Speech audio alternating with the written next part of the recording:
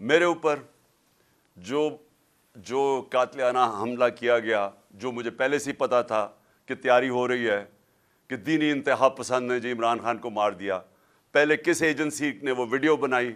اس لیے جب بھی انویسٹیگیشن ہوگی پتہ چلے گا کہ کون سی ایجنسی نے یہ ویڈیو بنائی، کس کے کہنے پہ بنائی، کون سا وہ آفیسر، اس کے کہنے پہ پہلے وہ بنائی گئی، اس کے بعد وہ ایک ان کا پالتو کوئی وقار سیٹھی یا کچھ ہے، اس نے وہ ان سے لنک ہے،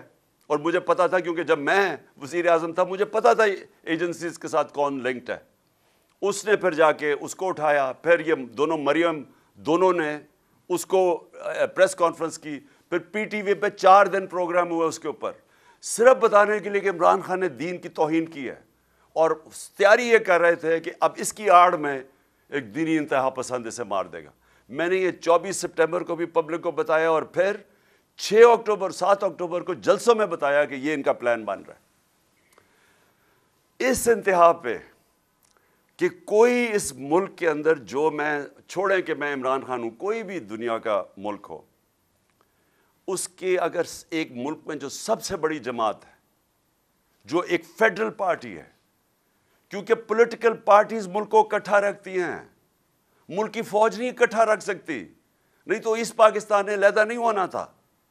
پولیٹیکل پارٹیز ملک کو اکٹھا رکھتی ہیں، اور جو پارٹی سارے ملک میں واحد پولیٹیکل فیڈرل پارٹی ہے، اس کو ختم کرنے کی کوشش کی گئی، ہر کوشش کی گئی اسے ختم کرنے کی۔ اور یہ کون کر رہا تھا، کیا اس کا مقصد تھا، اس کے اوپر میں اینڈ میں آؤں گا، لیکن یہ ساری چیزیں ہم نے برداشت کی، اس کے باوجود ہم نے یہ مارچ کی، اور ہم نے مارچ اس لیے کی، پالیٹکس کے لیے نہیں کی، یہ سیاست کے لیے نہیں ہو رہا۔ مجھے 6 مہینے میں ہر جگہ پہ کئی جگہ کے اوپر مجھے لیٹر آتا تھا کہ آپ اگر اس جلسے میں جائیں گے تو آپ کی جان خطرے میں ہے۔ کئی جگہ چیف سیکرٹری لیٹر بھیجتا تھا کہ جی آپ کی جان، ملتان کا جلسہ نہ کریں، آپ کی جان خطرے میں ہے۔ کئی جگہ ہے، اس کا مجھے خود پتا تھا کہ یہ پلان بنا رہے ہیں مجھے مارنے کا، اس کے باوجود میں نکلا۔ اور آج انشاءاللہ میں ابھی آپ کو ڈیٹ دوں گا اینڈ میں کہ میں آ رہا ہوں پنڈی، مجھے پتا ہے کہ ابھی میری جان خطرے میں ہے، سب کو پتا ہے، کیونکہ یہ لوگ جنہوں نے ابھی کوشش کی ہے یہ ابھی بھی وہیں بیٹھے ہیں، تو مجھے پتا ہے جان خطرے میں ہے، لیکن میں کیوں اس کے باوجود نکلوں گا؟ سیاست کے لیے نہیں۔ مجھے سیاست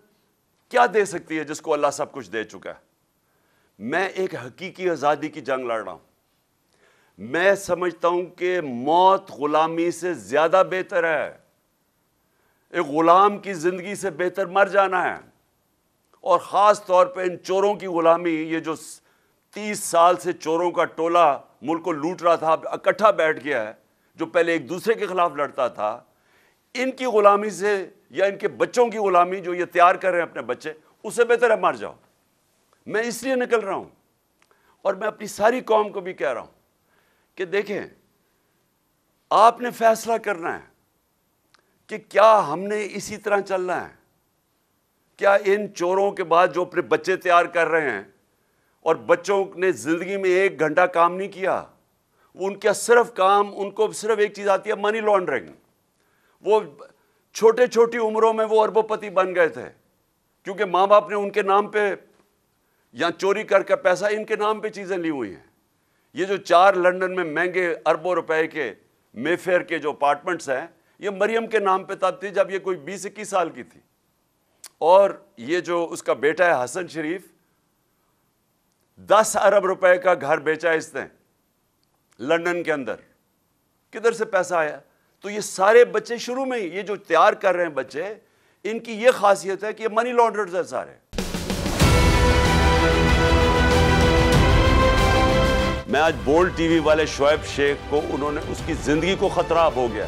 پہلے اس کو تھا ارشد شریف کو، آج شعیب شیخ کا مجھے پیغام آیا ہے، اس کو دھمکیاں دے رہے ہیں کہ اس کو ماریں گے، اس صرف کہ بولڈ ٹی وی ہمیں اٹھا رہا ہے۔ بولڈ نے ہمیشہ حق و صداقت کا ساتھ دیا، سچ کے ساتھ کھڑا رہا۔ ہم ہیں مثال ابر، مگر اس ہوا سے ہم ڈر کر سمٹ ہی جائیں گے، ایسے بھی ہم نے بڑی مشکلات، بڑے بڑے چیلنجز، صرف بول کھڑا رہا۔ बोल डटा रहा।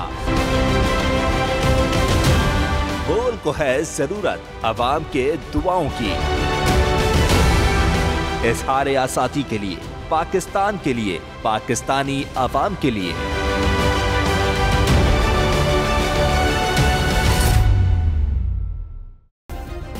सब्सक्राइब करें और बेल दबाएं ताकि कोई खबर रह न जाए।